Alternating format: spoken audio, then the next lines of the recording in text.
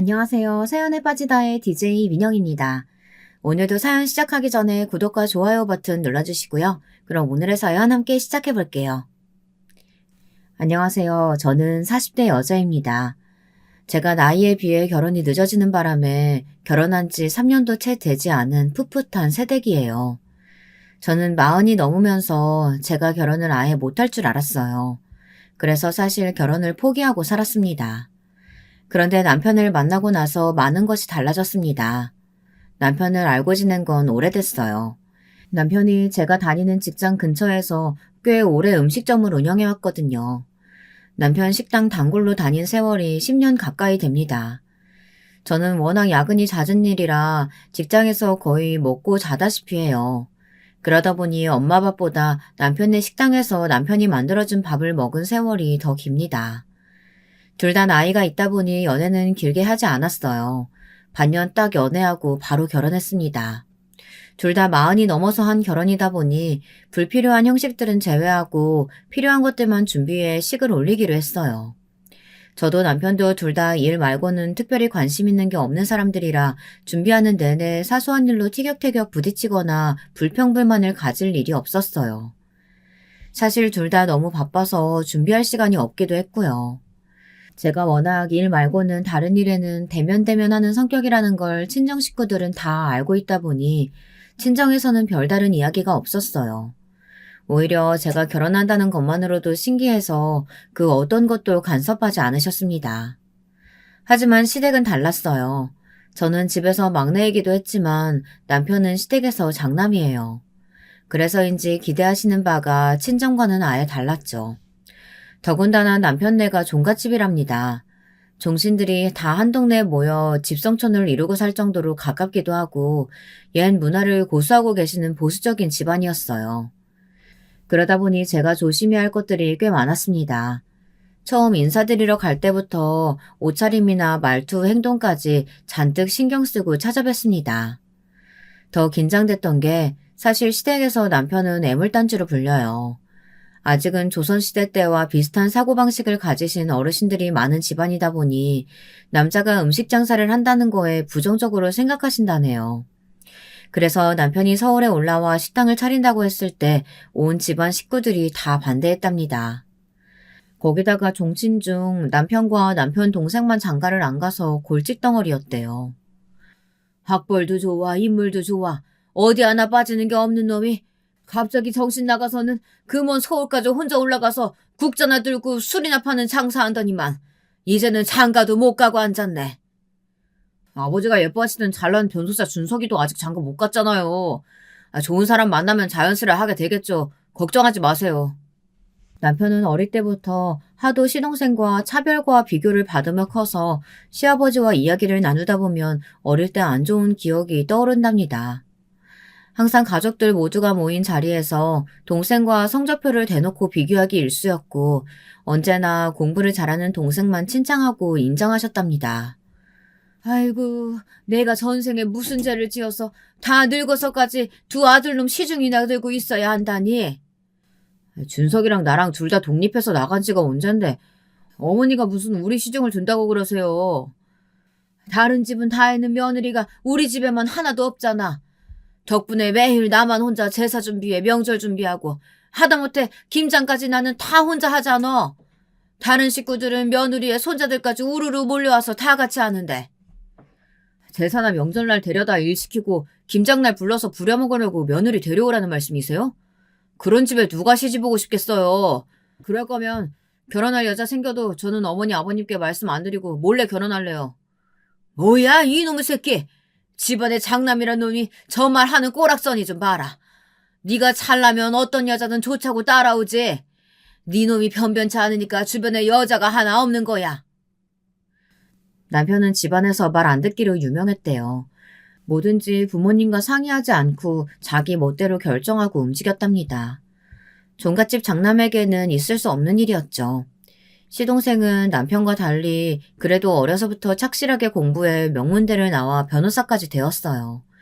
장가를 안 간다는 이유로 간혹 잔소리를 듣긴 했지만 남편만큼은 아니었습니다. 시부모님이 잔소리하시면 하시는 대로 다 듣고 본인도 선도 보고 소개팅도 하며 결혼하려고 노력 중이라고 너스레를 떨었거든요. 더군다나 변호사로 집안의 자랑이니 시부모님도 시동생에게는 비교적 너그러우셨어요. 그래도 저와 남편이 결혼한다고 처음 집에 인사 왔을 때는 시부모님 두 분 다 저를 반겨주셨어요.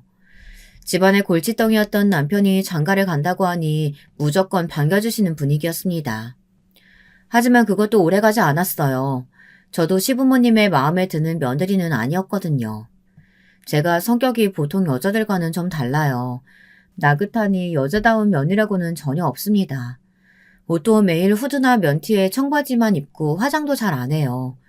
좋아하는 거라고는 운동이랑 먹는 거 말고는 특별히 관심 분야가 없습니다.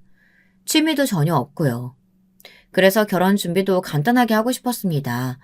결혼식장에서 웬만한 건 다 알아서 해달라고 계약을 하고 왔는데도 골라야 할 게 너무 많더라고요. 결혼식 날 입을 드레스부터 메이크업 상담은 물론이고 심지어 식장에 장식되는 꽃까지 신부가 골라야 한다는 게 생각만 해도 너무 지쳐서 힘들었어요. 그래서 웨딩 촬영은 안 하기로 했습니다. 또 뭔가 고르고 상담받기 귀찮아서요. 대충 남편과 휴가 때 바닷가에 가서 사진이나 몇 장 찍어오는 걸로 만족하기로 했죠. 그런데 시어머니는 이런 제가 탐탁지 않으셨나 봐요. 처음에 새아기 너랑 결혼한다는 이야기 듣고 나이가 많아서 마음에 걸리기야 했지만 그래도 직업이 공무원이라길래 우리 아들보다는 낫겠지 싶어 덥석 허락했다. 근데 어쩜 너는 여자애가 그렇게 결혼식에 관심이 없니? 일생에 한 번뿐인 결혼식인데 그렇게 대충대충 하고 싶어? 어머니, 저는 사실 누가 다 대신 좀 준비하고 결정해줬으면 좋겠어요. 귀찮은 것들은 다 안 한다고 했는데도 뭐가 이렇게 할 일이 많은지 모르겠어요. 저는 그때까지만 해도 시어머니의 성향을 전혀 알지를 못했으니 제 생각대로 말하고 행동했습니다. 그럴 수밖에 없는 게 40년 넘게 살면서 누가 저에게 이래라 저래라 그건 안 된다 이건 안 된다 지적하고 구박하는 적이 전혀 없었거든요. 친정 부모님이며 형제들도 제가 워낙 고집이 세고 제멋대로인 걸 알아서 일절 제 일에는 참견들을 안 했어요. 하지만 시어머니라는 존재는 며느리에 대해 알려고도 이해하려고도 하지 않으시더군요. 무조건 듣기 싫어도 당신의 이야기를 끝까지 들어야 하고 하고 싶지 않아도 하는 신용이라도 해야 일이 일단락되고는 했습니다. 여자가 그렇게 게을러서 앞으로 살림이나 제대로 하겠니? 너는 주변에 친구들 결혼할 때 보고 배운 거 없어? 네가 아무리 네 성격대로 귀찮은 건 안 하겠다고 해도 결혼은 집안의 일륜지 대사야. 엄연히 양가에 어른들이 있는데 멋대로 안 하겠다고 하면 안 되지.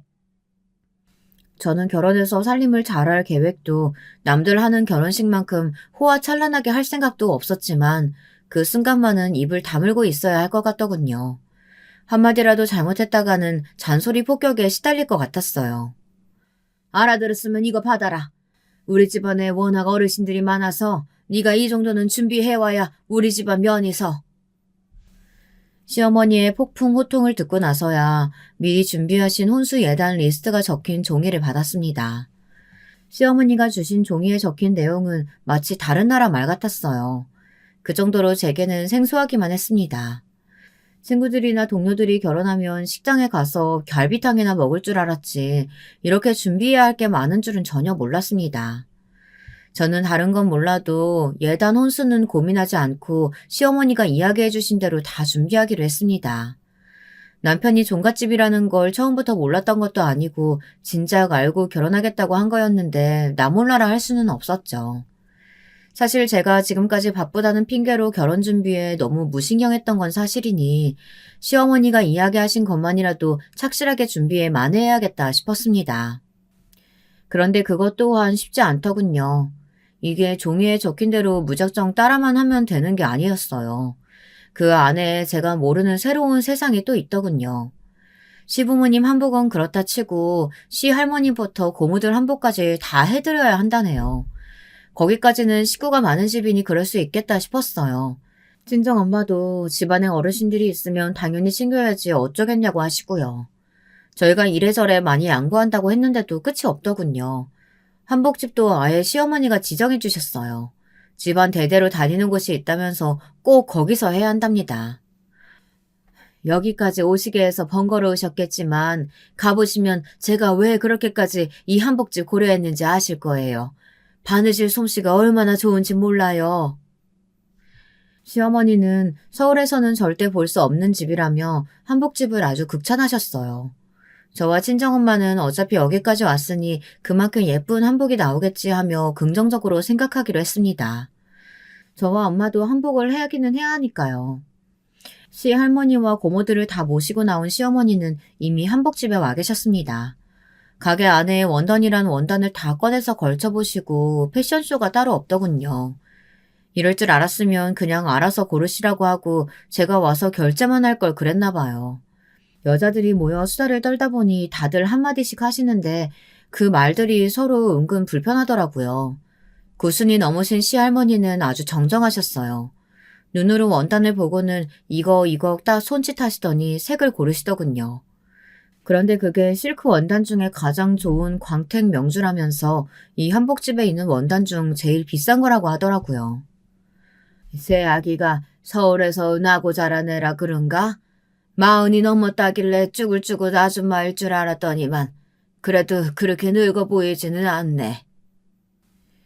시할머니는 저를 보자마자 나이 같아 보이지 않는다며 칭찬인지 구박인지 알아챌 수 없는 이야기를 하셨습니다. 엄마는 다 화장하고 꾸미면 모르는 거지. 겉으로 봐서 어떻게 알아요? 여자 나이 40이면 생산성은 이미 떨어졌다고 봐야죠. 시할머니 양쪽에 딱 달라붙어 계신 고모님 두 분은 친정엄마가 계신 앞에서도 제 나이가 어쩌고 생산성이 어쩌고 하는 소리를 아무렇지 않게 하셨어요. 저는 듣는 내내 기분이 팍 상하더군요. 아무래도 바보처럼 이대로 가만히 있으면 안 될 것 같아 제가 나서려고 했습니다. 저는 아이 생각은 아직 없다고요. 그런데 그때 엄마가 제 손을 지그시 잡으시더니 엄마가 대뜸 나서시더군요. 요즘 같은 100세 시대에 여자 나이 40이면 딱 좋지 뭘 걱정하세요. 그리고 이런 힘든 시대에 굳이 뭘 애까지 낳아서 고생해요. 자기들 둘이 화목하게 즐기면서 살면 되는 거지. 저는 우리 자식들한테 애는 안 낳아도 된다고 가르쳐요. 자기 행복이 우선이라고요. 저는 친정엄마의 말씀에 사실 놀랐습니다. 제 앞에서는 항상 부부는 아이가 있어야 한다고 결혼을 서두르라고 잔소리하실 때는 언제고 시댁 식구들이 저에게 나이 많다고 구박하는 것 같으니 애써 본인이 총대를 매시더군요. 저는 괜히 어머니에게 죄송스러운 마음이 들었습니다. 저 때문에 안 당해도 될 대접을 받는 것 같아서요. 여자가 시집 왔으면 떡두꺼비 같은 아들 낳아서 대를 잇는 게 당연한 일이지. 자기들 놀고 먹겠다고 며느리로서 도리를 안 하면 안 되죠. 그럼 우리 집안은 어쩌라고요? 명색이 종갓집 맏며느리인데. 어머, 종갓집도 요즘은 예전 같지 않게 많이 세련돼졌다고도 하던데 이 동네는 그렇지도 않은가 봐요. 젊은 고모님들까지 옛날 예적 이야기를 하시는 거 보니. 저는 엄마가 괜히 민망해하실까 걱정했는데 제가 괜한 걱정을 했더군요. 친정엄마는 혹여나 제가 기죽을까봐 걱정되셨는지 시어른들에게 당당하게 이야기하셨습니다. 시할머니가 그만하라고 멀리서 온 안사돈 모셔놓고 뭐하는 거냐 호통을 치시는 바람에 시고모는 더 이야기하지 않으셨지만 그때까지 원단을 고르며 가만히 듣고만 계시던 시어머니께서 얄미운 얼굴을 하고 바로 나서셨습니다. 이래서 딸은 친정엄마 닮는다는 말이 있나 봅니다. 새아기가 내가 한마디만 해도 또박또박 10마디를 하길래 집에서 막내로 자라 철딱서니가 좀 없나 보다 했더니만 안싸더니 집안 어르신들 계셔도 할 말 못할 말 구분을 잘 못하시니 애가 그대로 배웠나 보네요. 시어머니는 고상한 척 말을 뱉어놓고는 한복을 고르셨습니다. 그러고는 시할머니와 고모님들이 고른 원단 색상을 한복집 직원에게 이야기하고는 먼저 나가버리셨어요. 저는 결혼 전부터 이미 살얼음판 위를 걷는 것만 같았습니다. 뭐가 이렇게 쉽게 넘어가시는 게 없는지 모르겠어요. 그런데 더 어이가 없는 일이 벌어졌습니다. 친정엄마와 제 한복을 다 고르고 계산을 하려고 보니 계산서에 뭐가 많이 적혀 있더라고요. 저는 곧바로 이건 다 뭐냐고 물었습니다. 그러자 직원이 하는 말이 기가 막혔어요. 시어머니께서 소미불을 20채나 주문하셨답니다. 식구들에게 나눠줄 예단으로요. 물론 시댁 형제분들에게 드릴 선물 정도는 저와 친정엄마도 생각하고 있었어요. 그런데 한복집에서 직접 천연 솜을 넣어 손바느질에 만든 비싼 류를 예단으로 하게 될 줄은 몰랐습니다. 그것도 20채나요. 이건 뭐 배보다 배꼽이 더 크더군요. 아무리 집안 전통이어도 저에게 상의 한마디 없이 마음대로 결정하시고 주문하시는 건 이해가 안 됐어요. 저는 아무리 그래도 이건 아니다 싶어 친정엄마가 잠깐 화장실 가신 틈에 시어머니에게 가서 말씀드렸습니다. 이불을 하려고 하셨으면 미리 말씀을 주셨으면 좋았을 것 같다고요. 제 말에 시어머니 표정이 싹 달라지시더군요. 내가 네가 이래서 아까 그 소리도 한 거야. 너는 애가 가정교육을 제대로 못 배워먹은 거니? 아니면 일부러 나 연맥이려고 이러는 거니? 그거 입으로 얼마나 한다고? 내가 일일이 네 허락받고 사야겠어. 저는 갑자기 호통치시는 시어머니 행동에 당황해 말문이 막혀버렸습니다. 시어머니는 정말 말이 통하질 않는 분이었어요. 저는 순간 어안이 벙벙해져서 울컥하기까지 했습니다. 제가 무슨 말만 하면 다 버릇이 없다고 하고 말대꾸한다고 하시니 더 할 말이 없었습니다. 마치 제가 꿔다 놓은 보릿자루가 된 느낌이었어요. 그날 원래대로라면 다 같이 식사라도 함께 먹고 헤어질 생각이었는데 제 마음이 좋지 않아 그냥 그대로 저와 엄마는 서울로 올라와 버렸습니다.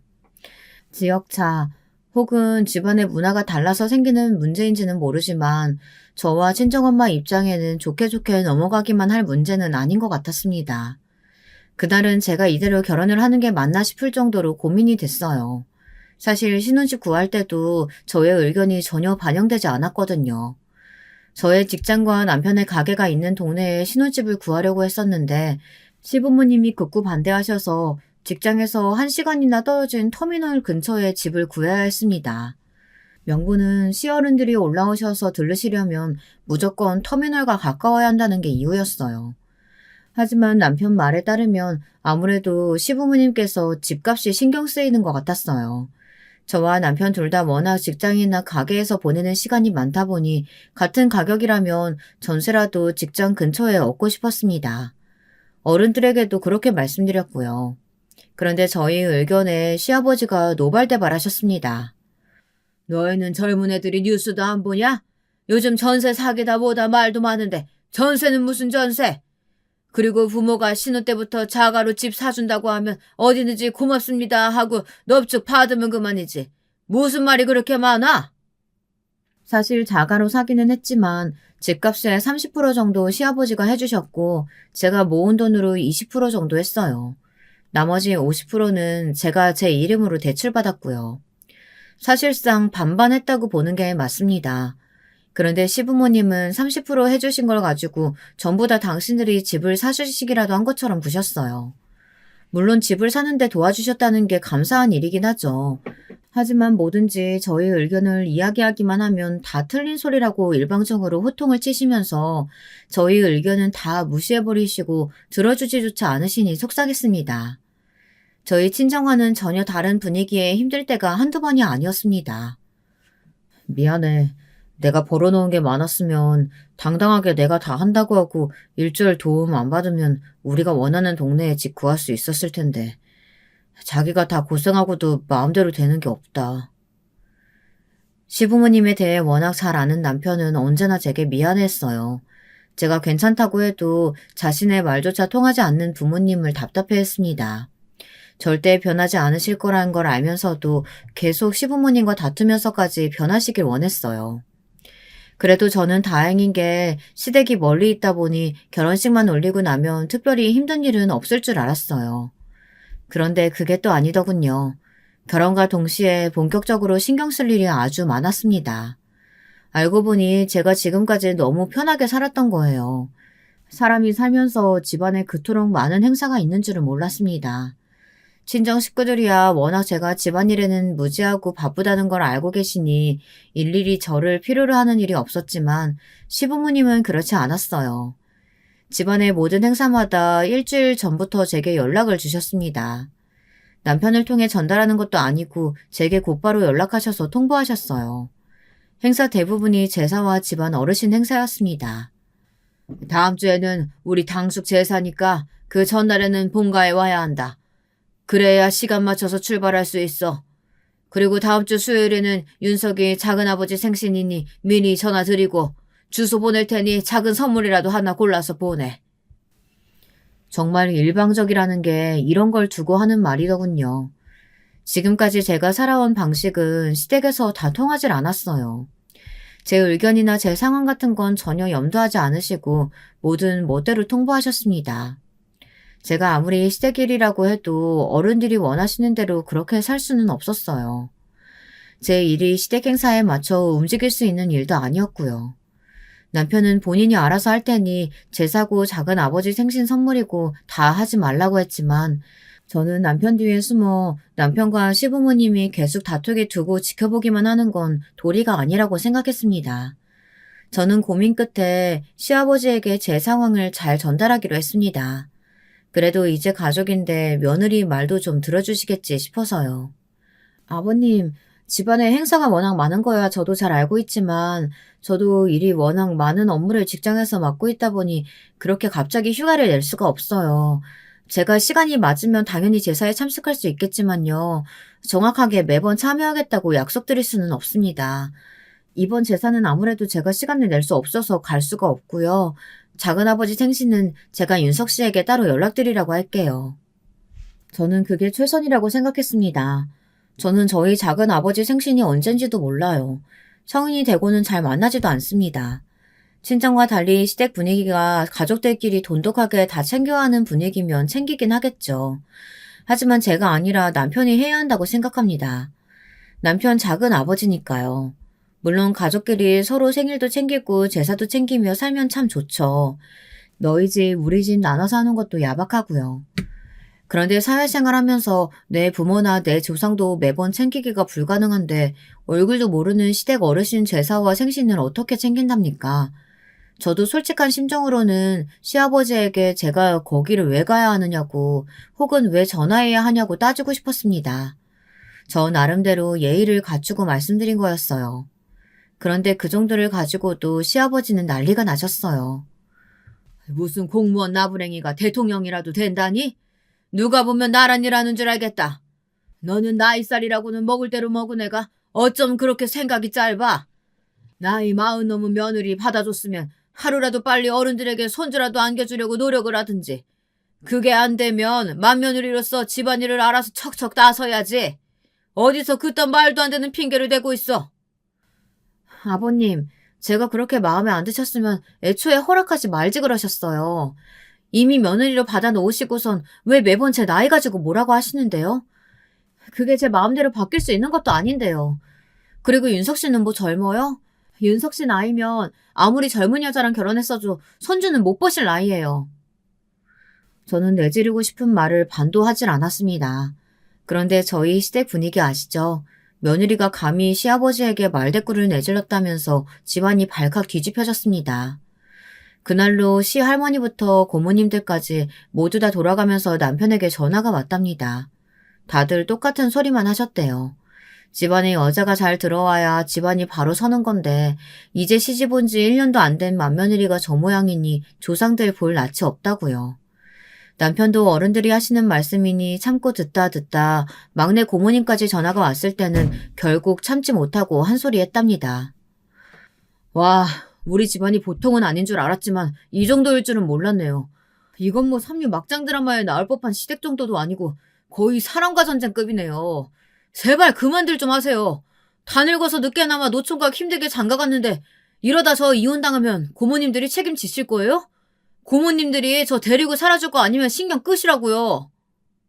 저와 남편이 결혼한 이후 집안이 조용할 날이 없으니 말하기 좋아하는 대단하신 종갓집에서 아주 시끌시끌했습니다. 그런데 그러던 와중에 시댁에 또 시끄러운 일이 생겼습니다. 명절날 시동생이 결혼하겠다면서 동석감을 인사시키겠다고 시댁에 왔어요. 그런데 제가 처음 인사 갔을 때와는 시댁 분위기가 사뭇 다르더군요. 동서는 시동생보다 8살이나 어려 이제 30이 막 된 변호사였어요. 누가 봐도 저보다야 여러 면에서 조건이 좋았죠. 거기다가 이미 제가 결혼할 때 갔었던 한복집도 다녀왔는데 동서는 그 천연 소미부를 30채를 했답니다. 남으면 동네 어르신들도 좀 나눠드리라고요. 시댁 어르신들은 둘째 며느리 배포가 남다르다며 너무 좋아하셨습니다. 안 그래도 저와 남편은 시댁에서 미운 오리 새끼로 찍혔는데 더 비교를 당했죠. 역시 우리 준석이가 어릴 때부터 공부도 잘하고 그 어렵다는 변호사도 단번에 척척 해버리더니만 여자 보는 눈도 기가 막히는구나. 와, 둘 다 변호사면 둘이 결혼해서 애 낳으면 걔는 얼마나 잘나고 똑똑할 거야? 그러게, 걔는 무조건 판검사 시켜야겠다. 집안 어르신들은 난리가 났습니다. 아직 식도 안 올렸는데 애가 어쩌고 저쩌고 하시면서 칭찬들을 아끼질 않으셨죠. 저와 남편은 낄자리가 아닌 것 같아 자리를 피하려던 차였습니다. 그런데 동서가 굳이 저를 형님 부르면서 졸졸 따라다니더군요. 제 팔짱까지 끼면서 애교를 막 피우면서요. 형님은 어쩜 이렇게 몸매가 좋으세요?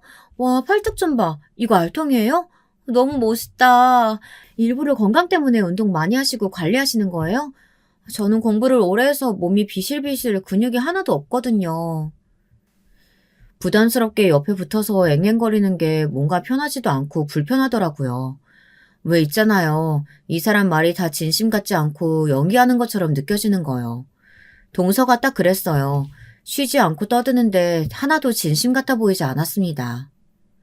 아이고, 운동 맨날 백날 하면 뭐하니? 아무리 운동해봐야 젊은 사람은 절대 못 따라가는 거야. 그래, 둘이 11살 차이 난다고 했나? 큰손주 며느리가 서울애라고 동안이라고 했더니만 둘째 손주 며느리에 비하면 완전 아줌마네. 아줌마야. 둘째 손주 며느리는 대학생이라고 해도 믿겠어. 예상대로 동서는 너무 불편했습니다. 어른들이 대놓고 외모 가지고 비교를 하는데도 보란듯이 제 옆에 딱 붙어서 저더러 너무 동안이라고 칭찬 같지도 않은 칭찬을 해대는 거예요. 그런데 제가 워낙 사람 보는 눈이 좋아요. 촉이 좋다는 이야기도 굉장히 많이 듣는 편이고요. 제 선입견인 줄은 몰라도 동서는 처음부터 어딘가 좀 이상했습니다. 물론 그냥 좀 애교도 많고 눈치가 없는 타입일 수도 있지만 명색이 변호사라는 사람이 눈치도 없고 물색 없이 구는 게 어색해 보이더라고요. 가만히 앉아 있어봐야 시댁 어른들 잔소리만 들을 것 같아 저는 일어나 일을 찾아서 했습니다. 어른들이 다 드신 찻잔과 접시를 가져다가 주방에서 설거지를 하고 있었죠. 그런데 예비 동서가 굳이 또 주방까지 따라 들어오더군요. 어머, 여기 뜨거운 물은 나오는 거죠? 저 사실 오기 전에 한옥이라길래 옛날에 친구들이랑 놀러 간 본 한옥 호텔 느낌인 줄 알았는데 이 집은 진짜 그냥 오래된 옛날 집이네요. 여기 쥐도 있는 거 아니에요? 어른들 앞에서 살랑살랑 누드숨을 치며 애교만 부리던 동서가 제 앞에서는 팔짱을 끼고 서서 시댁의 오래된 집을 가지고 궁시렁거리더군요. 그러더니 제 눈치를 슬슬 살피더니만 은근슬쩍 이런저런 험담을 늘어놓더군요. 고모님들은 본인 식구들은 따로 있으신 거 아니에요? 아, 왜 댁에 안 가시고 저렇게 죽치고 앉아 계세요? 그리고 아까 형님도 보셨죠? 제가 이불 좀 많이 샀다고 신나서 2채씩 가져가신다고 하는 거요. 아휴, 그냥 공짜면 무조건 좋아서는. 역시 제가 본 모습이 맞았습니다. 동서는 지금까지 어른들 앞에서 연기하고 있었던 거예요. 저는 그때까지만 해도 그럴 수 있다고 생각했습니다. 동서는 저보다 10살이 넘게 어렸으니 저와도 세대 차이가 날 텐데 저희 시댁 같은 분위기가 낯선 게 당연하니까요. 고모님들은 안 가시는 게 아니라 조금 있다가 자제분들이랑 고모부님들이 같이 이쪽으로 오실 거예요. 여기가 큰 집이라 다 여기로 모이거든요. 제 말에 동서는 입을 쩍 벌리더니 입을 크게 벌렸어요. 전혀 몰랐다는 듯이요. 그러더니 설거지를 마치고 고무장갑을 벗는 제 팔을 또 붙잡았습니다. 드라마에서나 나오는 집안이 여기도 있었네요. 다 모이면 완전 주말 연속극 같겠어요. 우리 형님 지금까지 너무 힘드셨겠어요. 앞으로는 제가 많이 도와드릴게요. 형님은 걱정하지 마세요. 처음 봤을 때부터 물색이 없는 줄은 알았지만 생각보다 더 말이 많더군요. 저는 귀찮아서 대충 웃어 넘겼습니다. 나도 일이 바빠서 시댁 일에 잘 신경 못 써요. 그리고 꼭 며느리라고 다 알아서 해야 하는 것도 아니고. 동서도 변호사면 워낙 바쁠 텐데 처음부터 너무 잘하려고 애쓰지 말고 무리하지 않은 선에서 해요. 저는 나름 동서를 생각해서 한 말이었습니다. 젊은 며느리들이 처음에 다들 시부모님께 이쁨 받으려고 애쓰고 노력하느라 금방 지치는 걸 주변에서 많이 봤거든요. 더군다나 저희 시댁은 보통 집안이랑은 조금 다르잖아요. 훈수 두시는 어르신들도 많은데 거기에 휩쓸리다 보면 이래저래 스트레스도 많고 힘들어질 것 같아 한 조언이었습니다. 그런데 그 조언이 뜬금없이 제게 불똥이 튀더군요.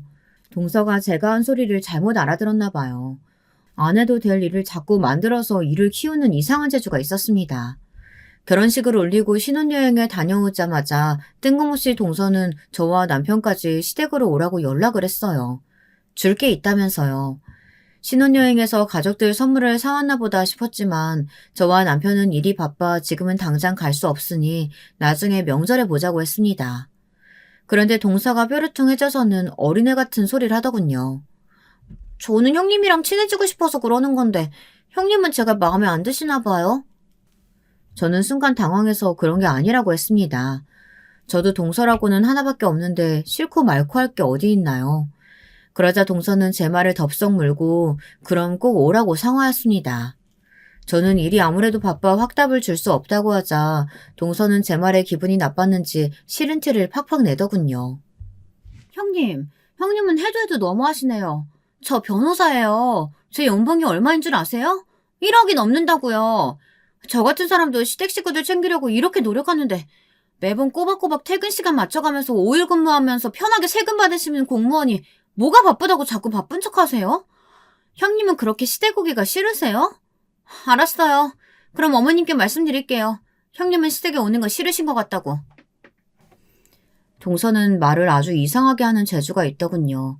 사람을 빙빙 비꼬면서 하지도 않은 소리를 마음대로 모함하며 은근히 깔아뭉갰습니다. 할 수 없이 저와 남편은 시간을 맞춰 시댁에 갔습니다. 동서가 얼마나 대단한 걸 사가지고 왔으면 저렇게까지 구나 싶어 이번만은 제가 참아주자 싶었습니다. 동서의 행동이 억지스럽긴 했지만 어쨌든 좋은 의도로 그런 걸 테니까요. 그런데 막상 가보니 동서는 전혀 좋은 의도로 저를 불러들인 것 같지 않더군요. 동서는 면세점에서 시어머니와 시할머니의 명품 가방, 고모님들의 스카프, 시아버지에게 드릴 양주까지 아주 알차게 사왔더군요. 캐리어 하나를 아주 가득 채워서 왔더라고요. 그쯤 되니 저도 은근 기대가 되더군요. 저와 남편에게 휴가까지 쓰고 오라고 하길래 대단한 걸 사왔나 했더니만 저와 남편은 달랑 와인 한 병이랑 현지 마트에서 산 과자가 다였어요. 저와 남편은 너무 황당하더군요. 이럴 거면 서울에서 만나도 될 걸 도대체 왜 여기까지 오라고 한 건지 모르겠더라고요. 알고 보니 동서가 저희를 부른 건 선물이 목적이 아니었습니다. 시댁 식구들은 신혼여행 갔으면 둘이 재미나게 신나게 놀면 되지 왜 이렇게 비싼 걸 사왔느냐고 연신 신나서 이야기하셨어요. 그런데 때마침 기다렸다는 듯 동서가 대답하는데 아주 기가 차는 소리를 하더군요. 이 정도 가지고 비싸기는요. 생각 같아서는 더 많이 사고 싶었는데 저번에 형님께서 해주신 조언대로 적당히 하느라 아주 힘들었어요. 저는 동서가 무슨 소리를 하는 건가 싶어 한참을 생각했습니다. 거기서 제가 뜬금없이 왜 나오고 도대체 제가 뭘 적당히 하라고 했나 싶어서요. 그런데 동서가 저를 엿먹이려고 아주 작정을 하고 온 거더군요.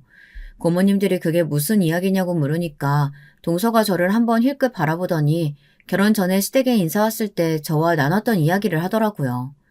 아, 그게 사실은 형님이 시댁에는 처음부터 너무 잘하려고 하면 안 된다고 알아서 적당히 해야 한다고 하시더라고요. 순간 당황한 저는 얼굴이 새빨갛게 질려버렸습니다. 그리고 그 순간 바로 알아챘죠. 동서는 절대 저와 잘 지낼 생각이 없는 거였어요. 손이 동서인 저를 갖고 놀고 물먹이려고 했다고밖에 생각할 수 없었습니다. 저는 애써 동서에게 다가가 말을 그렇게 하면 어떻게 하냐, 어른들이 들으시면 충분히 오해하시지 않겠냐고 둘러댔습니다. 그러자 동서가 뭐가 그렇게 웃긴지 갑자기 박수를 쳐대며 깔깔 웃더군요. 형님은 또 뭐 그걸 그렇게 설명하고 그러세요? 제가 물색 없이 앞뒤 구분도 못하고 시댁에서 혼자 신나게 나설까봐 걱정돼서 그러신 거 다 아는걸요. 제가 사람을 너무 얕잡아봤습니다. 살면서 별의별 종류의 인간들을 다 만나봤지만 동서 같은 애들이 제일 무서워요. 차라리 대놓고 못되게 굴면 같이 못되게 굴고 욕이라도 질러주면 될 일이지만 사람 은근히 가지고 놀며 바보를 만드니 제가 나서면 더 우스운 꼴이 되는 것 같았습니다. 거기다가 더 억울했던 건 동서에 대먹지 않은 짓이 시어른들에게 통했다는 겁니다. 안 그래도 미운 오리 새끼인 저였으니 이때다 싶으셨겠죠. 그네, 너는 윗사람이라는 애가 도대체 아랫사람한테 뭐라고 가르쳤길래 어른들 앞에서 저런 소리를 하게 만들어? 며느리라는 게 어른들 말에 제사에 오내 만에 토달면서 멋대로 떠들어댈 때부터 내가 알아봤다. 자기보다 잘난 어린 동서가 어른들한테 잘하고 예쁨 받는 게 시샘났나 보지. 졸지에 저는 동서를 질투하는 되먹지 못한 며느리가 되어 있었습니다. 남편은 나서서 시부모님께 뭘 또 말을 그렇게 하시냐고 그만 좀 하시라고 했지만 저는 말문이 막히고 가슴이 쿵쿵 빠르게 뛸 정도로 상태가 좋지 않았습니다. 별거 아닌 일이라는 걸 알지만 제가 하지도 않은 일 가지고 괜히 소리를 듣자 이것처럼 억울한 게 없더군요. 더군다나 그 일로 시댁 어른들의 눈밖에 난 게 더 확실해졌어요. 그날 저녁을 먹고 정리하는데 시어머니께서 저에게 설거지를 시키셨어요. 어른 10명가량이 먹은 식사 자리인데 저 혼자 하기에는 턱없이 많은 양이었습니다. 평소 같으면 이걸 어떻게 혼자 하느냐고 했겠지만 그날은 저도 더는 싫은 소리 듣고 싶지 않더군요. 그때 참고 있던 남편이 벌떡 일어나 저를 도우려고 따라 나섰습니다. 그러자 시어머니가 남편에게 한마디 하셨어요. 이게 얼마나 된다고 너까지 들어가? 아이고, 내가 자식 새끼 눈치 보여가지고 며느리한테 설거지도 못 시키네. 됐다. 네 마누라 안 시킬 테니까 그냥 둘 다 앉아있어. 더러워서 내가 하고 말지. 아유, 우리 올케 언니 평생 맏며느리로 고생만 했는데 이제 며느리 좀 보고 쉬나 했더니만 고생길이 끊이질 않네. 순간 분위기가 이상해졌습니다. 이건 뭐 제가 설거지를 일부러 안 하려고 하는 꼴이 됐더라고요. 저는 자리에서 벌떡 일어나 동서 어깨를 툭 쳤어요. 같이 하자고요. 그러자 동서가 하는 말이 황당했습니다. 어머님이랑 고모님들은 어쩜 이렇게 음식 솜씨가 좋으세요? 저 너무 많이 먹어서 배가 빵 하고 터질 것 같아요. 꼼짝도 못하겠어요. 분명 제가 동서한테 같이 하자고 어깨를 건드린 거를 모를 리가 없을 텐데 동서는 배부른다면서 싹 모른 척을 하더군요. 그러자 고모님들이고 할머니고 박장대소를 하시며 귀엽다고 야단이셨습니다.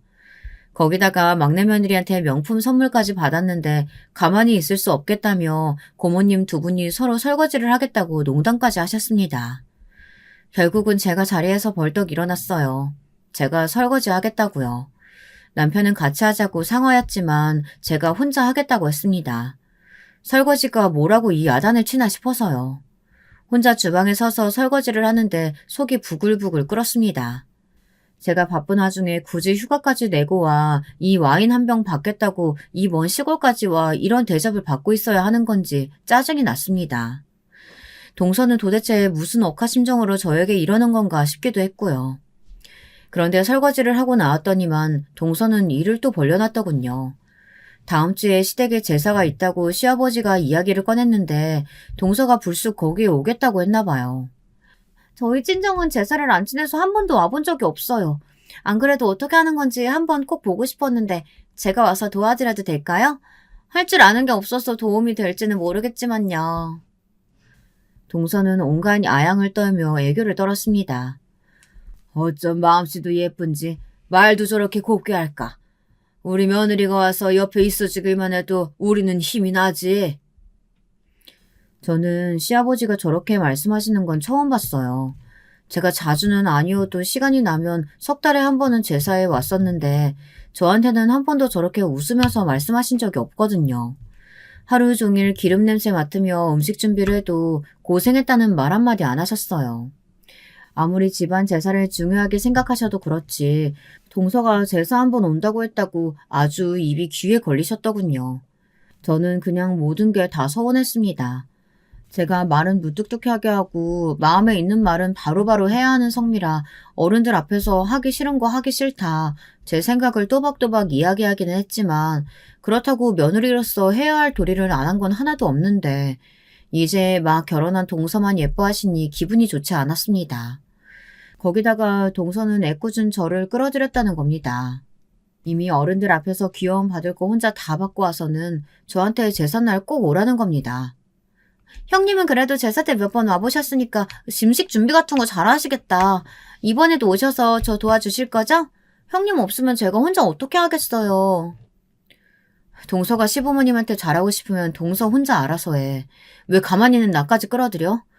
난 이미 시아버지한테 잔소리 들을 만큼 듣고 제사 문제는 내가 올 수 있을 때만 오기로 했어. 동서는 본인이 몸을 베베 꼬아가며 아양을 떨었는데 저한테 통하지 않자 곧바로 표정이 싹 변하더니 정색을 하더군요. 형님은 공무원이라고 하더니만 엄청 고지고대로시네요. 말 한마디 하는 게 뭐가 힘들다고 굳이 속에 있는 소리 그대로 해서 미움을 받아요. 그냥 어른들이 듣고 싶은 대로 편하게 이야기해드리면 되지. 암튼 형님도 나이가 많아서 그런가. 되게 고지식하시다니까. 그때까지만 해도 동서 말이 무슨 말인지 몰랐어요. 저는 그냥 시댁 일인데 시키는 대로 하면 되는 거지 왜 굳이 총대를 매느냐는 말인 줄 알았습니다. 그런데 그게 아니더군요. 동서는 일을 키워놓고 본인만 쏙 빠지는 전형적인 미꾸라지였습니다. 그렇게 시간이 흘러 어김없이 제사날이 돌아왔습니다. 저는 사실 동서에게 보란듯이 제사에 안 가려고 했습니다. 그런데 마침 시댁 근처에 갈 일이 있어서 한운 수 없이 하루 전에 시댁에 내려가게 됐습니다. 굳이 일정이 맞아서 갈 수 있는데 동서가 좀 얄밉다고 해서 거짓말까지 하고 제사에 안 가는 건 제 성격상 용납이 안 되거든요.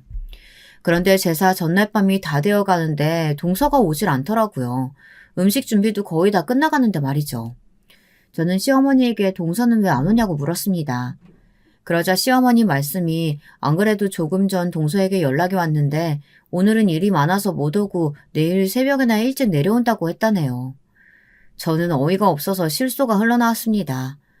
그제야 동서가 제게 했던 말이 이해가 되더군요. 상황이 어떻게 되던 간에 우선 던지고 보는 거였어요. 제사를 한 번도 안 해봤네 어쩌네 하면서 궁금하다고 도와주겠다고 일찍 온다더니만 음식 준비 다 해놓으면 차릴 때만 와서 그냥 제사 구경만 하고 간다는 거였어요. 동서는 작은 아버님 댁과 고모님들까지 다 와서 제사상을 거의 다 차리고 나서야 도착했습니다. 주인공이 따로 없었어요. 이럴 거면 도대체 왜 오겠다고 한 건지 모르겠더군요. 아버님, 어머님 죄송해요. 제가 어떻게든 시간 맞춰서 오려고 했는데 일이 너무 많아서 늦은 거 있죠. 일이 많아서 그렇다니 할 수 없지 뭐. 그래도 큰며느리가 어제 일찌감치 내려와서 거들어준 덕분에 수월하게 금방 끝났다. 네 형님한테 고생했다고 말이라도 해.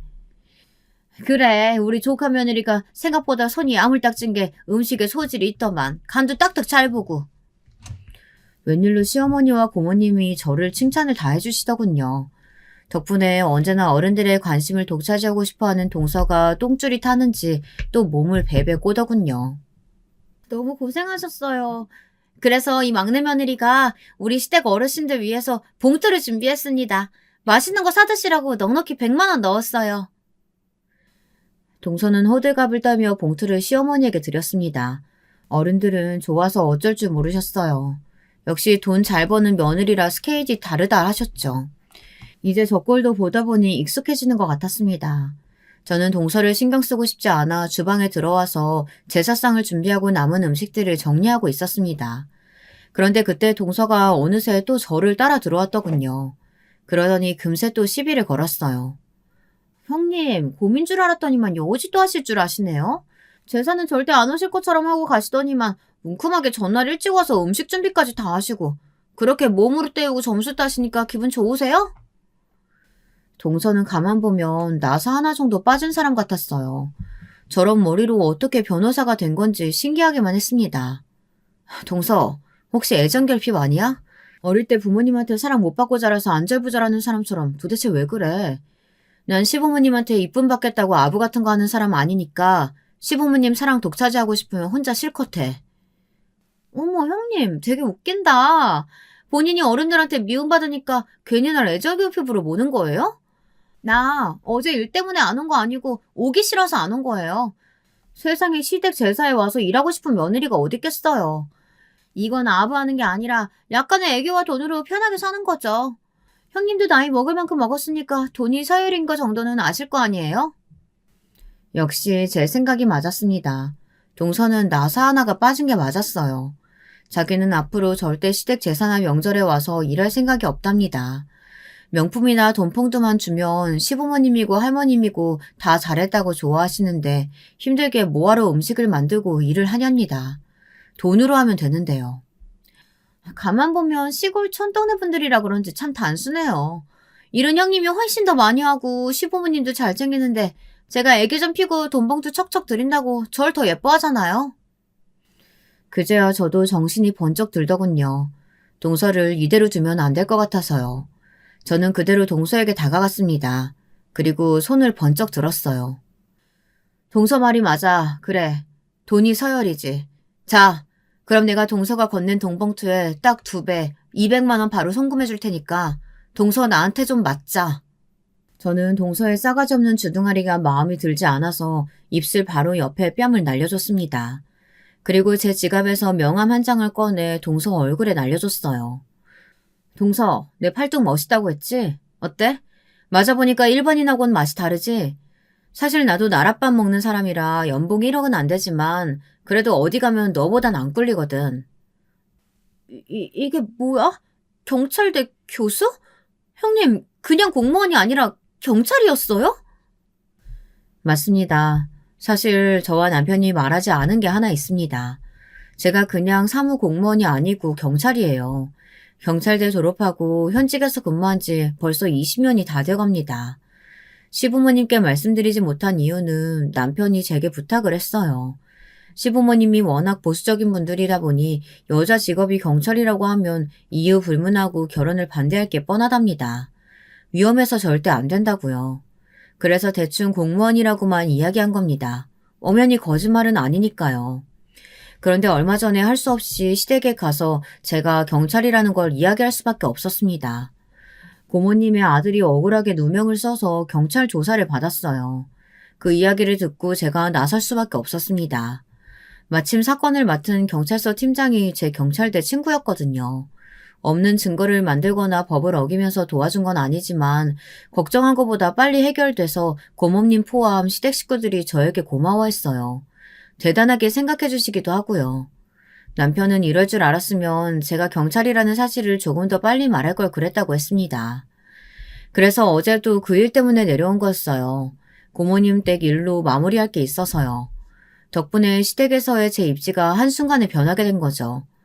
그것도 모르고 동서는 제가 시댁 식구들과 가까워 보이니 괜한 셈을 내다 지가 된통 당한 거죠. 나 이래봬도 경찰대 출신의 현직 경찰대 교수야. 이 말인 즉슨 경찰 쪽에 내가 모르는 인맥이 거의 없다는 거지. 내가 입으로 동서 면세워주려고 말 안 했는데 동서 듣자 하니까 폐서율이 높아서 로펌에서도 잘렸다며? 얼마 전에 개업했는데 사무실도 파리만 날리고. 제 말에 동서의 눈빛이 흔들리더군요. 저도 듣는 귀가 있는 사람입니다. 이제 고작 변호사 경력 3년도 안 된 새병아리 변호사, 소문이야 몇 명만 거쳐도 금방 알죠. 그날 이후 동서는 저만 보면 기가 죽어 오줌을 질질 쌉니다. 동서가 맡은 사건은 웬만하면 저도 다 아는 사건이라 이겼는지 졌는지 다 알고 있거든요. 이후로 시댁에서의 제 입지도 달라졌습니다. 시부모님도 더는 제가 일로 바빠서 제사에 못 온다고 하면 일절 참견하지 않으셨어요. 중요한 나란이라는 며느리인데 지금 제사가 문제야? 우리 큰며느리 나쁜 놈들 많이 잡아라이. 이제라도 제 정체를 밝혀서 다행이에요. 안 그랬으면 꽤 고달픈 시집살이가 될 뻔했습니다. 저는 요즘 같으면 3시간씩 운전하고 매달 시댁 제사에 가도 별로 힘들 것 같지 않네요. 지금까지 저의 긴긴 이야기 끝까지 들어주셔서 감사합니다. 여러분, 두 번째 사연 시작하기 전에 좋아요와 구독 꼭 눌러주실 거죠? 그럼 두 번째 사연 바로 시작합니다. 나이 먹고서 이제 기억력도 예전 같지 않음이 확연하게 느껴지는 사람인데 이런 제가 거창하게 사연씩이나 써서 보내도 되는 것인지 사연에 빠지다 채널에 민폐덩어리만 남겨주게 되는 꼴은 아닌지 정말 혼자서 한참 동안 고민하였던 것 같아요. 제가 겪었던 일을 술술 말로 털어넣듯 그냥 손 가는 대로 마음 가는 대로 적어보고 싶어서 사연을 쓰게 되었어요. 제가 태어난 가정, 저희 집부터 소개를 해보자면 후하게 잘 쳐줘봐야 서민층이었고요. 월급 수준은 제가 알기로는 높진 않았지만 어쨌든 제법 안정적인 직장에 다니셨던 아버지와 틈틈이 아르바이트를 하시며 돈을 벌어오셨고 남편 내조와 자식들 뒷바라지에 힘쓰셨던 엄마가 제 부모님 되시는 분들이었습니다. 저는 집안의 장녀로 제 밑으로는 동생 2명이 있었으며 특이점이라면 동생들이 쌍둥이였다는 점이 있었겠네요. 남자 쌍둥이인데 이란성이라서 똑같이 생기진 않았지만 외모가 흡사합니다. 무엇보다 내성적이면서 고집이 강한 성격이란 게 둘 다 똑같아요. 살갑지 못한 동생들 때문에 저는 자라는 동안 심적으로 힘든 일이 많았지요. 혹시 이런 표현을 들어보셨나요? 평생에 딸은 엄마를 짝사랑하고 엄마는 아들을 짝사랑한다는 표현 말이에요. 저의 과거 경험에 비추어 보았을 때 이 표현은 제법 들어맞는 것 같아요. 저는 엄마가 힘드실까봐 각종 집안일은 물론이고 학업에도 절대 소홀하지 않았고 절대 사고치는 일은 없어야 한다는 책임감과 강박에 시달려 왔었어요. 이런 저를 엄마는 믿음직한 우리 딸, 알아서 잘하는 맏딸이라며 칭찬해 주셨지만 저는 시간이 지날수록 왠지 모를 공허함을 느끼게 되었습니다. 왜냐하면 엄마의 관심사는 온통 제 동생들에게 가 있다는 것을 제가 나이가 들수록 깨닫게 되었거든요. 저는 삐뚤어진 애정 결핍으로 늘 엄마의 관심과 애정에 목이 말라 있었어요. 그러던 어느 날 제가 학교 마치고 독서실까지 갔다가 집으로 와봤더니 아버지께서 거실 소파에 누워서 주무시고 계셨어요. 옷도 안 갈아입으신 채였고 살짝 술 냄새가 났죠. 피곤해서 저렇게 주무시는구나 이런 생각을 하면서 저는 제 방으로 가는 중이었는데 문득 아버지의 휴대폰 화면이 켜져 있는 모습이 눈에 들어왔습니다. 소파 팔걸이 위에 올려져 있었는데 저는 아버지와 썩 친하지 않은 어색한 딸이었기에 그 이전까지는 아버지의 휴대폰을 한 번도 본 적이 없었거든요. 그래서였는지 괜히 아버지의 휴대폰이 궁금하기도 하였고 출처 모를 묘한 직감이 저를 쿡쿡 찌르고 있었던지라 저는 살금살금 다가가고 말았어요. 이게 옳지 않은 짓이다라는 걸 알면서도 저는 곤히 잠드신 아버지 몰래 휴대폰을 살펴보고 말았습니다. 그리고 저는 곧 놀란 비명을 삼켜야만 했어요. 오늘도 얼굴 봐서 행복했어. 앞으로 매일매일 이랬으면 좋겠다. 오빠, 내 마음도 그래. 요즘 오빠 맨날 봐서 너무 좋아. 웬 여자랑 아버지가 나눈 메시지 내용들을 보는데 진짜 휴대폰을 쥔 손이 자동으로 달달 떨려오더라고요. 충격으로 눈물이 맺힌 채로 저는 아버지의 휴대폰을 원래의 위치에 두었고 여전히 잠에 빠져 계신 아버지 몰래 제 방으로 들어가자마자 입을 틀어막고 울었습니다. 상대 여자는 아버지가 유부남인 것도 버젓이 처자식이 있는 것도 알고 있었어요. 그럼에도 둘이서 은밀한 만남을 이어오고 있었던 것입니다. 설마 우리 아버지가 바람을 피우고 계실 줄은 몰랐어. 이런 엄청난 사실을 알아버리다니 앞으로 어떡하지? 내가 어떻게 행동해야 맞는 걸까? 혼자 머리를 싸매며 고민하던 저는 엄마에게 진실을 밝혀버렸습니다. 이유는 하나였어요. 그럼으로써 엄마에게 관심을 받고 싶었고 잘했다는 칭찬을 받고 싶었거든요. 하지만 제 예상과 다른 결과가 펼쳐졌습니다. 부모님은 끝내 이혼을 하셨고 가족이 찢겼어요. 엄마는 동생들을 데려가셨고 아버지께서 제 자취방을 얻어주셨습니다. 고등학생이었던 저는 한순간에 가족들을 다 잃고 학교 근처 자취방에서 혼자 살게 되었던 거예요. 엄마가 저한테 남기셨던 말 때문에 저는 그 누구도 탓하지 못한 채 외로움을 감내해야 했습니다. 이게 다 너 때문인 거 알지? 네가 나한테 그 사실을 전하는 바람에 이렇게 된 거야. 저는 엄마의 그 말에 갇혀서 끙끙대며 살아왔어요. 성인이 되어 많은 세상을 경험하면서 그나마 죄책감에서 벗어나 지낼 수 있었던 것 같네요. 나이가 차서 만난 제 남편은 저보다 2살 위 연상이었어요. 별로 친하지도 않았던 지인이 갑자기 소개를 시켜주는 바람에 만나게 된 사이였고 저나 남편이나 처음에는 서로에게 큰 감흥이 없었답니다. 그러다가 제가 먼저 남편한테 푹 빠져서 들이대게 되었는데요. 웃기게도 제가 남편에게 빠지게 된 계기는 무심코 남편이 뱉은 어떤 말 한마디 때문이었어요. 나는 바람 피우는 남자들은 남자건 여자건 다 인간 말종이라고 생각해. 이유 불문, 문단 무용으로 무조건 죄인 취급해야 마땅하다고 봐. 무슨 드라마 얘기가 나왔을 때였나? 그런 대화 주제로 흘러가던 중에 남편이 뱉은 발언이었는데 저는 바로 그것에 확 꽂히고 말았습니다. 더 이상 남편이랑 제가 얼마나 뻔하고 재미없게 만난 인연인지, 남편의 외모가 제 이상형인지 아닌지 하는 모든 것들은 상관이 없어졌어요. 그런 말을 확고한 표정과 말투로 뱉을 줄 아는 남자야말로 제가 찾아 헤맸던 운명의 상대였으니까요.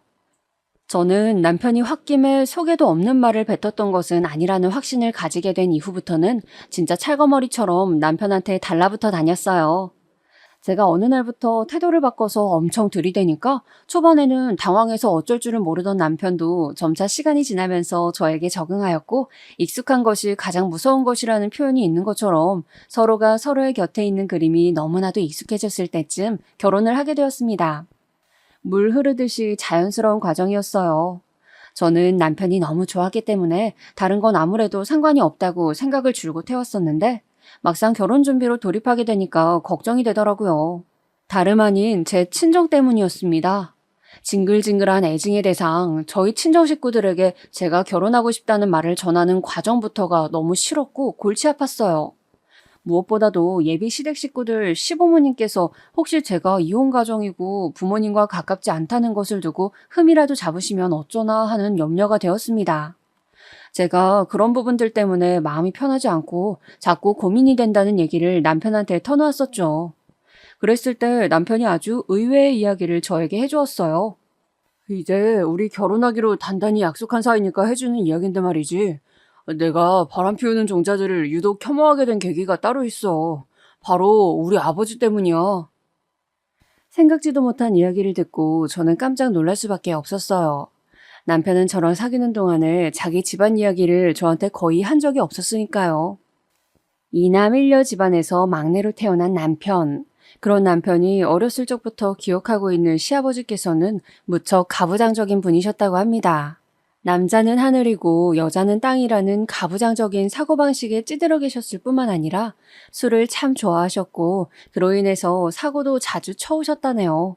그런 부분들은 남편뿐만 아니라 아주버님과 시누이도 워낙 어렸을 때부터 봐왔던 것이라서 특별히 이상하다고 생각을 못했었대요. 태어나서 늘 보고 자란 장면이 그런 것이었으니까요. 묵묵하게 시아버지를 내조하면서 혼자 자식들 도맡아 키우시고 그것만 해도 벌써 벅찬 것이었는데, 부업을 하며 돈까지 틈틈이 벌어오셨던 엄청난 희생정신의 소유자가 바로 시어머니셨다고 합니다.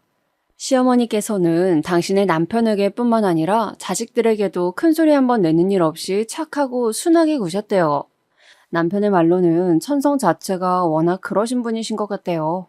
저는 저의 시아버지 되실 분께서 가부장적이신 옛날 분이신데다가 지독한 다혈질이며 당신의 아내 알기를 우습게 하는 분이라는 것을 알고 덜컥 겁을 집어먹고, 내가 그런 사람의 며느리로 살 수 있을까 하며 두려움에 떨었다가, 반대로 저의 시어머니 되실 분께서는 그야말로 부처님 같은 성정의 천사의 현신 같은 분이시란 얘기에 가슴을 쓸어내렸습니다. 보통 며느리들이 시어머니 때문에 고초를 겪는 것이지 시아버지 문제로 초장부터 골머리를 썩진 않으니까요. 저로서는 차라리 시어머니보다 시아버지 쪽이 힘드신 분인 게 낫다고 여겨졌어요. 그런 판단을 내리면서 남편의 이야기를 마저 들었다가 정말이지 말문이 막혀버렸습니다. 시아버지의 작태에 워낙 익숙해져 있었던 남편을 포함한 3남매도 기가 막혀 뒤로 넘어갈 만한 사건이 터졌는데, 그건 바로 시아버지의 바람이었어요.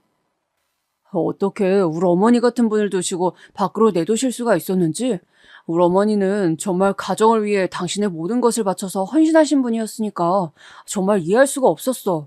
그리고 같은 남자로서 아버지를 더 이상 존경하는 건 있을 수 없는 일이라고 생각하게 되었어. 아버지는 바람을 2차례 피우셨는데 정식으로 발각된 것만 2번이었기 때문에 솔직히 말해서는 그것보다 더 되었을 수도 있다고 생각해. 남편은 생각할수록 열이 받는다면서 뿌득 이를 갈며 시아버지의 바람 사건을 이야기해 주었습니다. 2번이나 바람을 피우신 것도 모자라서 그중 한 차례는 집을 나가신 적도 있었대요. 시아버지께서 그러셨음에도 시어머니는 묵묵히 자리를 지키셨고 여전히 혼자 자식들을 보살피셨다고 합니다. 세상에, 조선시대의 연료도 아니고 어쩜 그럴 수 있었을까요? 시어머니 되실 분이 정말 대단하신 여성이라는 생각이 들었어요. 또한 부전자전이라고 자기 부친의 그런 기질을 물려받거나 행태를 자연히 배우고 따라갈 수도 있었을 텐데 남편은 반대로 그런 모습들을 직접 보면서 혐오감을 느끼고 절대 그렇게 되지 말아야겠다는 생각을 하게 되었다니 저는 저랑 결혼할 사람이 이런 남자라서 다행이라고 여겼어요.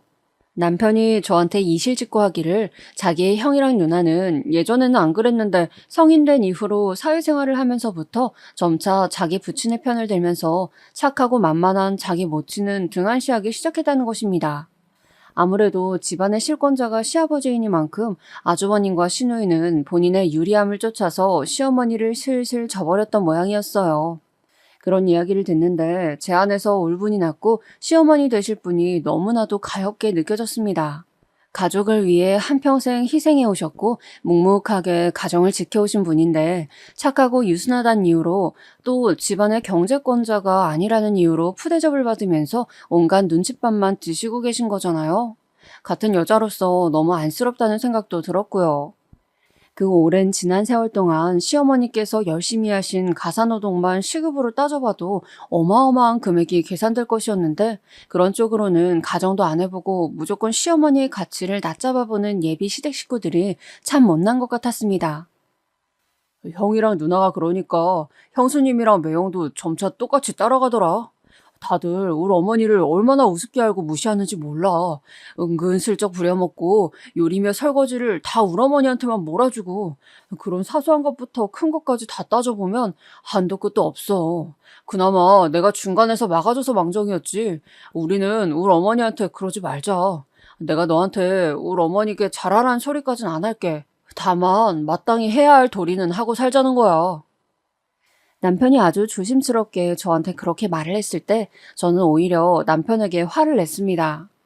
오빠는 나를 어떤 사람으로 알고 그런 말을 하는 거야. 당연히 어머님께 잘하고 살아야지. 우리라도 든든한 어머님 편이 되어드리는 게 당연한 일이야. 그러자 남편이 저에게 감동했다면서 자기도 사실 이런 집안 이야기를 언제 어느 때에 꺼내야 할지 그동안 고민이 많아서 혼자 속으로 전전긍긍을 해왔다고 하였어요. 그런데 제가 이런 반응을 보일 줄 알았다면 진작 이야기를 나눌 걸 그랬다고 하더군요. 저도 그 말을 듣고 저희 집 이야기, 제가 예전에 어떤 성격이었는지 이런 것들을 남편한테 허심탄회하게 털어놓았죠. 그래서 저희는 이미 결혼 전부터 서로에게 끈끈한 신뢰가 생겼어요. 비록 남편이나 저나 객관적으로 빼어난 조건들은 아니었지만 적어도 서로에게만은 최고의 신랑감이자 신부감이었던 거예요. 양가에서 저희의 결혼을 어떻게 받아들이는진 전혀 상관없이 저희는 저희끼리 행복하게 살 수 있다는 자신감도 점차 피어올랐습니다. 그런 마음가짐으로 저는 시부모님께 인사를 드리러 가게 되었죠. 귀한 막내 아들의 배필로 짝지어주기에는 솔직히 내 심정을 말하자면 영 탐탁지 않은 구석이 많은데. 시아버지께서는 애들로 말씀하시는 척 하면서 실상은 대놓고 저를 낮게 평가하셨습니다. 인상은 의외로 평범하고 무난하신 분이셨는데 바로 그렇기 때문에 바람 상대의 경계를 무너뜨리고 그렇게 바람을 피워대셨었나 하는 짐작을 잠시 했었네요. 저는 시아버지께서 저한테 뭐라고 하시든 관계없이 어차피 저는 남편하고 결혼하는 것이 확정이었기에 별 신경 쓰지 않았습니다. 한 귀로 듣고 한 귀로 흘리는 중이었죠. 제가 그럴 거라고 남편한테도 미리 못을 박아놨었기 때문에 남편은 옆에서 자기 아버지의 주둥이를 꼬매버리고 싶다는 충동을 참아가며 작게 한숨만 흘려댔습니다. 얼른 이 시간이 끝나기만을 바라고 있었죠. 그런데 그때 저를 바라보시는 시어머니의 눈빛이 꽤나 촉촉하단 것을 알아차렸습니다. 저한테 하시고 싶으신 말씀이 분명히 있는 눈치로 보였는데 시아버지께서 분위기를 주도하시며 끊임없이 훈계의 장을 펼치고 계신 상황이라 시어머니께서는 감히 끼어들지 못하고 계실 뿐인 것 같았죠. 그래서 저는 눈치껏 가만히 시아버지의 비위를 맞춰드렸다가 자리가 파하자마자 얼른 시어머니를 구석에서 따로 배웠습니다. 어머님, 제가 워낙 부족한 사람이라 앞으로 좋은 며느리가 되어드리진 못하더라도 나쁜 며느리는 결코 되지 않겠습니다. 저 열심히 할게요. 제가 그렇게 조용히 인사를 드렸는데 그 순간 시어머니께서 저의 손을 꼭 맞잡으시는 겁니다. 저는 그 따뜻한 손의 온기를 느끼며 시어머니께서 눈물을 글썽거리시는 것을 보았어요. 그래요. 우리 막내랑 결혼한다 해주어서 고마워요. 아까 집안 이야기 해줄 때 나는 그거 듣고 주책맞게 자꾸 눈물이 날 것 같아서 참느라 혼났어요. 우리 남편이 좀 말하는 게 거칠고 그렇죠? 그런데 자기 며느리 된 사람한테 진심으로 모질게 굴 사람은 아니니까 앞으로 너무 걱정하지 말아도 돼요. 내가 비록 힘은 없지만 열심히 방패 역할을 해볼 테니까. 시어머니의 말씀을 듣자마자 저도 따라서 눈물이 막 글썽거리고 말았네요. 시아버지께서 마치 용의자에게 추궁하는 형사처럼 저에게 친정가족의 신상이며 이것저것을 캐물을 때 저는 덤덤히 있는 사실만을 말씀드렸거든요. 그런데 시어머니께서 그걸 들으시고는 제가 이혼한 부모님을 두었고 동생들과 왕래가 없다는 사실에 마음이 아프셨다는 거예요.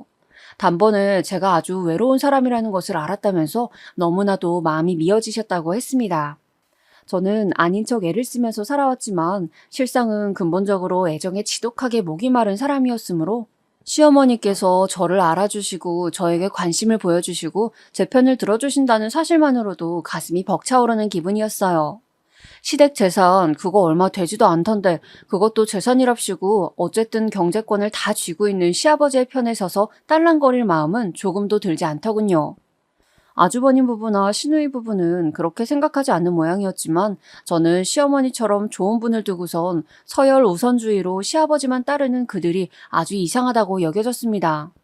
재산이 되게 컸다면 사람 욕심이라는 게 그럴 수도 있지 하고 말았겠지만 별로 대단한 재산도 아닌데 시아버지께 하나같이들 붙어서 뭐 하는 짓이었는지. 암튼 저는 남편하고 무사히 결혼에 꼴이나 했어요.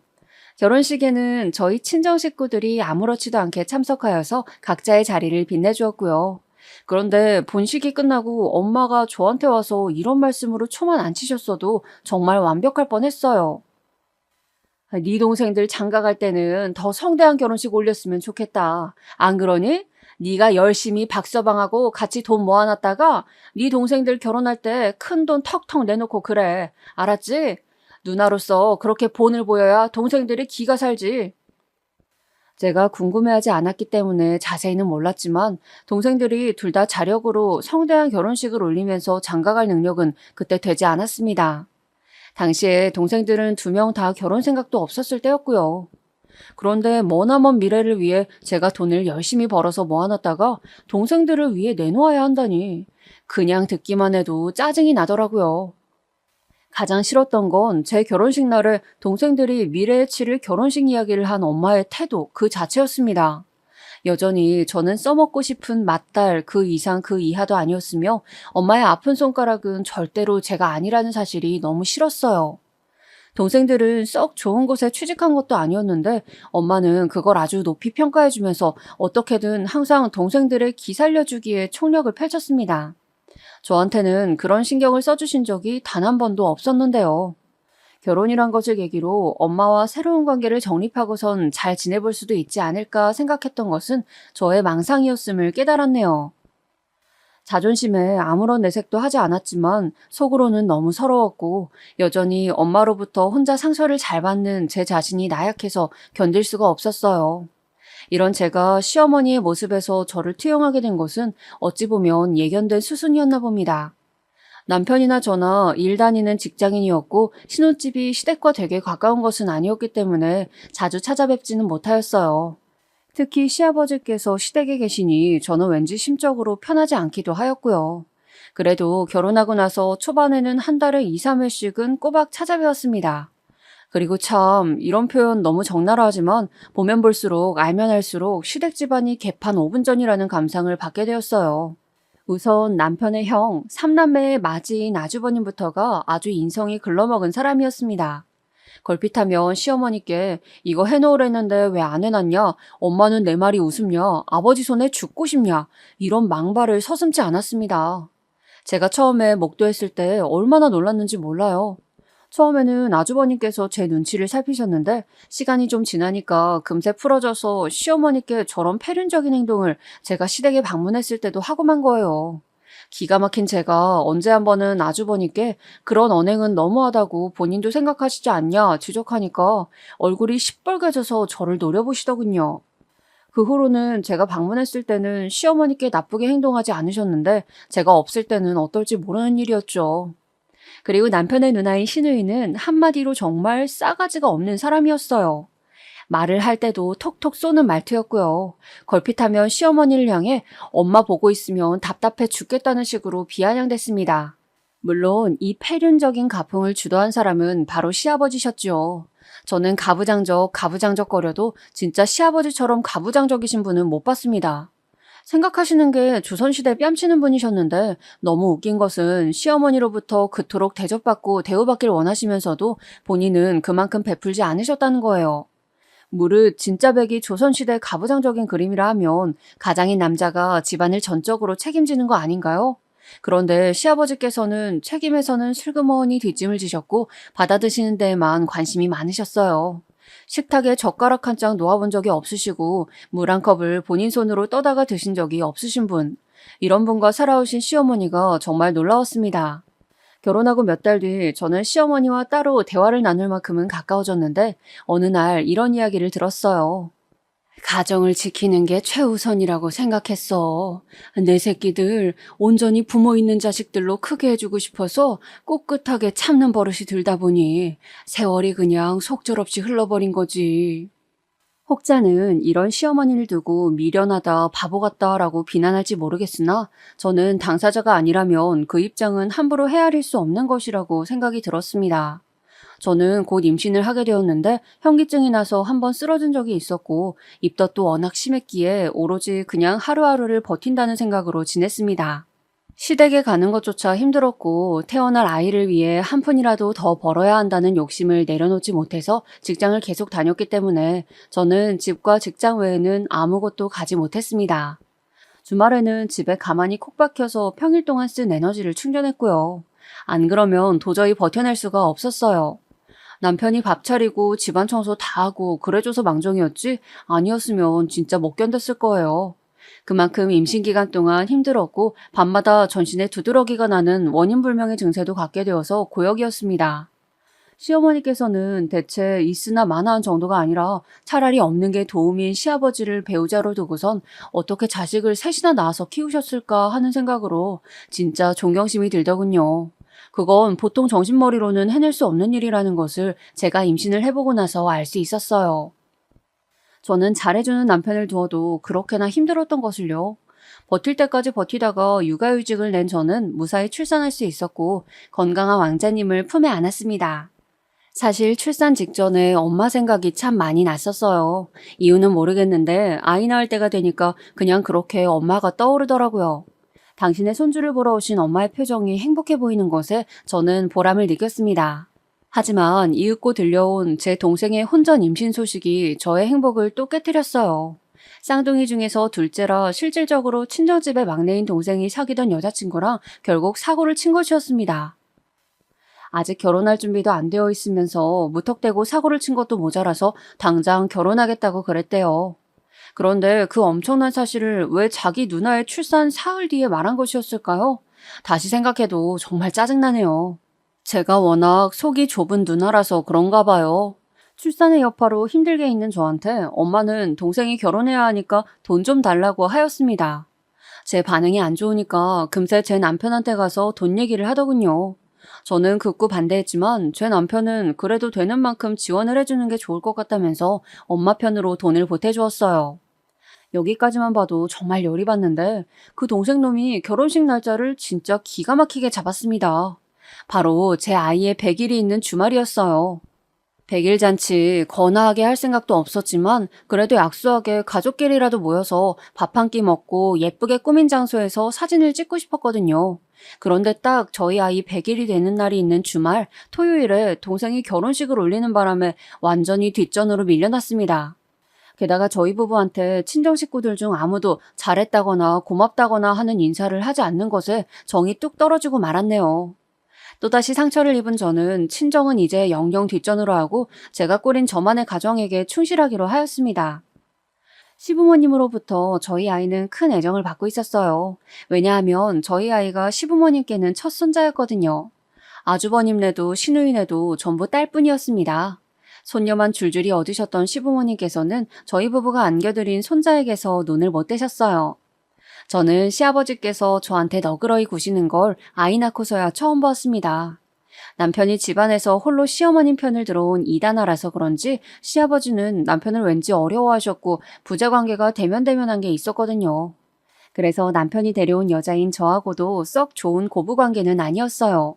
무엇보다 저도 남편처럼 시어머니 편이기도 했고요. 어쨌거나 가깝지만 먼 당신처럼 느껴졌던 시아버지께서 제 아이로 인해 누그러진 태도를 보여오시니까 신기하였습니다. 지난 긴 세월은 어떠셨을지 몰라도 앞으로는 점차 괜찮게 변모해 갈 것이라는 기대도 혼자 품어봤었네요. 그리고 바로 이때 이후로 엄청난 사건들이 줄지어 터져버리게 되었습니다. 우선은 시아버지께서 놀랍게도 바람을 피우신 것이었어요. 시아버지 당신과 딱 10살 차이 나는 연하의 어떤 분과 바람이 나셨다는 걸 알고 기가 막혔네요. 바람 피우는 건 정신병이라더니 그 말이 딱 맞았습니다. 그 벌은 못 고치시고 나이 잡수셔도 또 바람을 피우셨다뇨. 그게 어떻게 공개가 되었냐 하면 바람난 상대의 자제분들이 저희 시댁에 쳐들어와서 밝혀지게 되었습니다. 바람난 상대는 이미 사별로 배우자를 앓고 혼자 지내오신 분이셨는데 자제분들의 요지는 이러하였어요. 남편 잃고 혼자 외롭게 사는 물정 모르고 순박한 우리 어머니를 그쪽에서 꼬드겼으니 배상하라는 것이었습니다. 시아버지께서 그 상대분에게 당신을 부인과 사별하여 혼자인 것처럼 거짓말을 하셨더군요. 그런데 알고 보니까 버젓이 부인도 있었고 자식들은 셋이나 돼서 다 결혼하고 아이까지 낳은 상황인 것에 그 상대분께서 충격을 받아 쓰러지셨나 봐요. 놀란 자제분들이 경위를 캐물었고 급기야 저희 시댁에 쳐들어오는 상황까지 번졌던 것입니다. 현장이 아주 개판이었어요. 그쪽 자제분들과 아주버님이 멱살까지 잡아가며 싸우고 시아버지는 고의가 아니었다는 웬 헛소리를 크게 늘어놓으시며 목에 핏대를 세우셨고 시어머니께서는 창백하게 질린 얼굴로 가만히 앉아 계셨어요. 남편은 시아버지께 예나 지금이나 여전하시네요. 추악한 꼬라지 더는 못 보겠습니다. 저는 어머니를 뵈러 오는 것이지 사실 아버지는 꼴도 보기 싫게 된 지 오래입니다. 형도 누나도 전부 다 마찬가지야. 이 쓰레기들. 이렇게 소리를 지르면서 집을 나셨고 저는 엉거주춤 뒤를 따랐죠. 뒤에서 시누이가 뭐라고 날카롭게 소리를 지르면서 욕을 했는데 그냥 무시했습니다. 시아버지의 바람 사건, 이게 가장 먼저 일어난 일이었고요. 그 다음으로는 정말 이렇게 아무렇지 않게 회상하게 되기까지 힘든 과정이 있었던 바로 그 일은 남편의 갑작스러운 부고였습니다. 사거리 횡단보도에서 대기 중이었는데 시속 100km 속도로 달려온 정신나간 차량에 의해서 끔찍한 추돌 사고가 있었고 그러면서 튕겨져 나온 차가 남편 쪽으로 향하는 바람에 그렇게 되었어요. 남편하고 같이 있었던 직장 동료 한 분도 동시에 변을 당했습니다. 출근하겠다고 나갔던 사람이 싸늘하게 식은 모습으로 저에게 돌아왔을 때 그 상실감과 아직 너무나도 어린 저희 아이가 죽음이란 것이 뭔지 인지조차 하지 못하고선 자기 아빠를 하염없이 찾는 모습을 보며 느낀 무력감. 진짜 하늘이 원망스러웠고 이 모든 세상을 저주했던 것 같아요. 왜 멀쩡히 잘 살고 있는 가정에 이런 비극이 도래해야 했는지 슬픔과 충격 속에 남편을 떠나보낸 후 저한테 보험금 얘기를 물어보는 미친 남동생들과는 절연을 하였습니다. 조금도 아깝지 않았네요. 진작에 저랑은 글러먹은 관계였으니까요. 이것이 두 번째 사건이었네요. 그리고 바로 이 남편의 갑작스러운 죽음이 묘한 여파를 발생시켰습니다. 그 다음 사건은 다름 아닌 시부모님의 이혼이었어요. 저는 이때 마음을 온전히 추스르지도 못한 상태였고 살 사람은 어떻게든 아이를 위해서라도 살아야 했기 때문에 여러모로 시부모님 사정에 신경을 쓸 겨를이 없었습니다. 그래서 어떻게 상황이 돌아가는지 몰랐다가 이혼을 하셨다는 것에 깜짝 놀라고 말았죠. 남편이 죽고 나서 술을 자주 찾으시던 시아버지 그리고 우울증을 앓고 있던 시어머니 사이가 좋을래야 좋을 수 없었던 것입니다. 아슬아슬한 줄타기를 하시던 두 분은 시아버지께서 어느 날 시어머니께 나가라고 한마디를 하시면서부터 급변하게 되었대요. 내가 가기는 어딜 가요? 내가 가려면 갈 데가 어디 있다고. 내가 당신의 그 모든 해괴망측한 잘잘못들을 다 덮어주고 감내하고 그렇게 살아왔건만 이제 와서 나를 이렇게 내팽개치겠다고요? 당신이 그러고도 사람이에요? 분통이 터지신 시어머니께서 그렇게 따지셨지만 시아버지께서는 완강하셨대요. 시어머니를 내쫓고 이제 자유연애를 즐기시다가 세상을 마감하시겠다는 어처구니 없는 말씀도 하셨다고 합니다. 여기서 더 황당했던 건 아주버님과 시누이가 시아버지 편에 섰단 것이었죠. 시어머니께 원룸 하나 얻어드릴 테니까 그것만 받고 그 이상은 10원 한 장 노리지 말라는 말을 그 두 사람이 했다네요. 이게 제정신인가요? 자기 부친이 자기 모친에게 함부로 하는 것만 평생 보고 자라와서 그런지 두 사람의 인성이 아주 개차반이었습니다. 시아버지께 맞서던 시어머니는 당신의 두 자식들이 그렇게 나오는 걸 보시고는 힘없이 항복을 하셨대요. 그렇게 이혼당하고 쫓겨나신 것입니다. 이 엄청난 사건을 접하고 제가 진짜 하도 어이가 없어서 이걸 어디에 신고만 할 수 있으면 신고하고 싶다는 생각까지 했었어요. 만약 아주버님이나 시누이가 공무원 혹은 알아주는 회사에 다녔다면 제가 반드시 그 폐륜 행각을 밝혀서 일자리를 잃게 만들었을 거예요. 저는 시어머니가 너무나도 가여웠습니다. 아주 가까운 거리는 아니었으나 자주 시어머니께서 계신 곳을 들락날락하면서 제가 다 챙겨드렸어요. 차라리 눈물을 흘리시고 분해하셨다면 제 마음이 덜 아팠을 것 같은데 덤덤하게 저를 맞아주시는 모습에 더한 슬픔을 느꼈습니다. 어쩜 이러실까? 어머니께서는 매사에 억울하지도 않으신 걸까? 시어머니께서는 저보고 왜 자꾸 찾아오냐면서 그러지 않아도 된다고 하셨지만 사람 마음이 어떻게 그런가요? 제가 아예 같은 집에서 모시고 살 생각도 있었으나 시어머니께서 그건 한사코 거절하셔서 그러지 못했을 뿐 저는 시어머니와 한 집 살림하는 수준으로 열심히 챙겨드렸습니다. 특히 저희 아이를 보실 때면 시어머니께서 활력이 넘쳐 보이셨거든요. 그 모습이 참 보기 좋았어요. 그리고 시어머니께 저는 이런저런 제 속내를 많이 털어놓게 되었는데 묵묵히 들어주시고 제 안의 아픔과 열등감 같은 것들을 감싸주시는 시어머니의 따뜻함에서 많은 위로를 얻을 수 있었습니다. 시아버지께서는 당신의 유일한 손자를 잃고 싶지 않아 하셨고 그래서 저를 보고 싶어 하셨지만 제 마음은 크게 돌아선 뒤였죠. 그런데 딱 마침 그때 시누이가 임신을 하게 되었다는데 아들이라고 하는 거예요. 이제 아버님께 또 다른 손자가 생길 테니 별로 우리의 부재를 아쉬워하지도 않게 되시겠네. 저는 그런 생각으로 내심 씁쓸함을 느꼈습니다.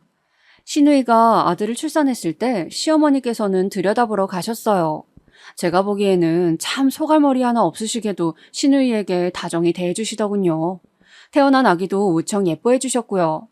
아주버님과 시누이는 늘 자기 모친에게를 우습게 알고 진짜 부모는 오로지 자기 부친만 있는 것처럼 행동하면서 다 같이 합심하여 자기 모친을 왕따시키기나 하고 그런 못된 자식들이었건만 시어머니께서는 어쩜 그렇게 한결같이 착하셨는지 모릅니다. 저는 이런 생각들을 시어머니와 나누었는데요. 제 생각을 가만히 듣고 계시던 시어머니께서 갑자기 동문서답을 하셨어요. 너는 나에게 이토록 잘해주는 이유가 뭐니? 내가 너에게 하등 무슨 이득이 되는 사람이라고.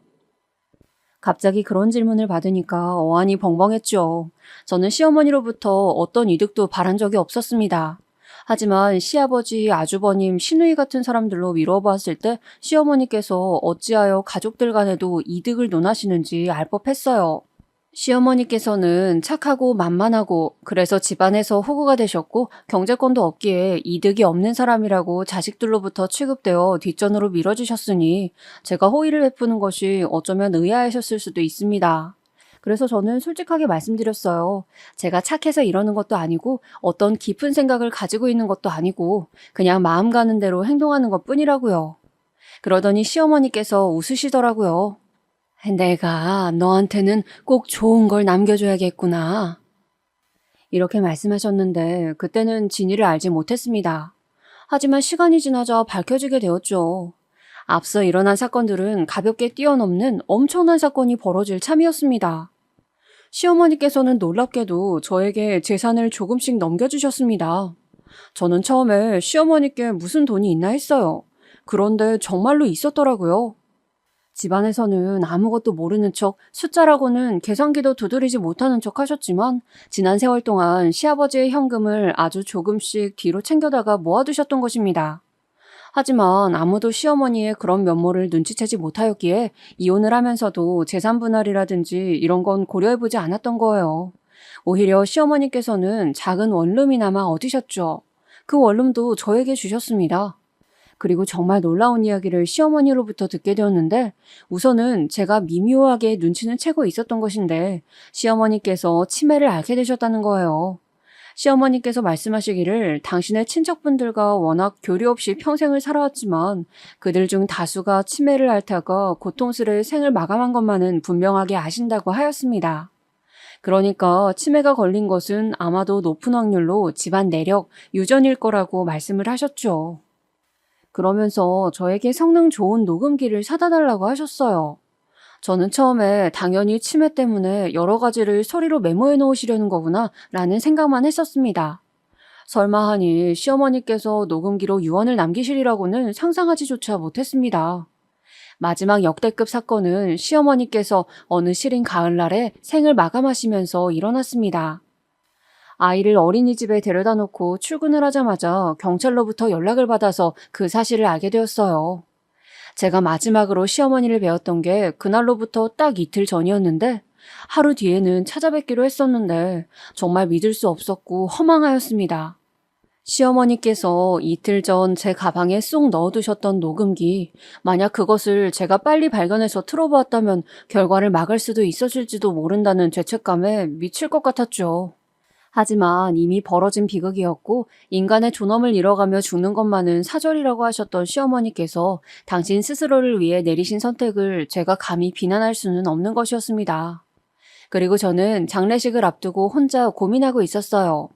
시어머니께서 저에게 남몰래 주셨던 재산, 그것들을 시댁 식구들을 엿먹이기 위해 밝혀야 하나라는 고민을 말이죠. 배 아파 죽어봤으면 해서요. 그런데 그 고민은 시어머니께서 남기신 녹음기의 내용을 다 들어본 순간 날아가 버렸습니다. 실로 엄청난 내용이 들어있었거든요. 저는 떨리는 심정을 뒤로한 채 시댁 식구들을 장례식장 한켠에 모았습니다. 시어머니의 유언이 있다는 저의 말에 호기심을 가지고 모두가 모여들었죠. 시댁의 친척 어른들도 전부 다요. 마침내 제가 녹음기에 그 부분부터 틀었습니다. 지긋지긋하게도 살아왔지만 나는 밟아도 꿈틀하지 않았던 지렁이였지. 시어머니의 목소리가 울려 퍼지자 몇몇이 슬픈 한숨을 내쉬었습니다. 시아버지께서는 퀭한 낯으로 고개를 떨구셨고요. 아주버님과 시누이 쪽은 덤덤해 보였는데 다음 시어머니의 발언을 듣고는 놀란 표정이 되었습니다. 하지만 마지막 순간은 달리 가련다. 이것이 내 복수다. 나의 비밀을 이제서야 공개하니 모두 잘 들어주기를. 모두가 어리둥절한 표정이었습니다. 저도 시어머니의 유언을 듣고 놀라서 비명을 지를 정도였는데 시댁 식구들의 충격은 저보다 분명히 더한 것이었겠죠. 가장 먼저 당신, 여보, 내가 당신에게 한없이 낮추고 살아왔던 것은 내가 이면적인 여자라서 그랬던 것이야. 죄책감에 당신을 거스르지 않았고 또 한편으로는 함부로 행동하는 당신에게 화가 나서 또 죄를 저지르기로 하였지. 이게 무슨 이야기인가 싶어서 시아버지께서 눈을 크게 뜨시곤 내용에 귀를 기울이셨습니다. 당신이 아끼는 우리 큰아들 박장훈, 당신 아들 아니야. 그 옛날 뚝방 뒷길에서 구멍가게를 하였던 최 씨 기억나지? 당신이 거렁뱅이가 따로 없다고 항상 욕을 했던, 그렇게나 당신이 혐오했던 최 씨의 아들이 바로 당신 큰아들이야. 그 순간 놀란 신음이 터져나왔습니다. 시아버지께서는 반사적으로 아주버님 쪽을 바라보셨죠. 그리고 우리 딸 박윤자, 우리 윤자도 당신 딸 아니야. 윤자는 당신이 그토록 싫어했던 피람전기 공장의 윤 반장 딸이야. 그래서 내가 일부러 이름에 윤을 넣자고 그랬던 것인데 당신이 웬일로 그러자고 하더라고. 당신은 지금까지 그토록 증오하는 윤 반장의 딸을 키워온 것이지. 그때 시누이가 짧은 비명을 지르면서 자리에서 벌떡 일어났습니다. 아들을 출산한 지 오래되지 않았기 때문에 살이 꽤 쪄있는 상태여서 일어나는 순간 기우뚱하더군요.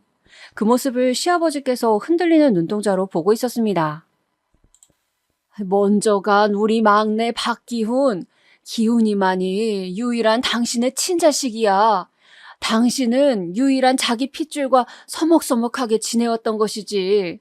당신 그거 알아? 생김새가 기훈이만 당신을 닮았었다는 사실을. 당신은 눈이 흐려져서 그걸 들여다보지도 않고 살아온 모양이지만 어쨌거나 나는 나의 부정으로 태어난 아이들을 당신이 당신 돈으로 키워주었기에 지금까지 아무런 소리 안 하고 살아왔어. 세상 떠나게 된 지금에서야 진실을 밝히네. 무덤덤한 시어머니의 목소리에 그야말로 장례식장은 혼돈 속에 빠져들었습니다. 아주버님과 시누이는 그럴 리가 없다면서 소리를 질러댔고 시아버지께서는 거친 숨을 몰아쉬며 욕을 해대셨습니다. 그러나 중에 시댁의 친척분들은 어쩐지 먼저 간 기운이만 외모가 친탁을 한 게 신기했었다며 끓는 물에 기름을 부으셨습니다.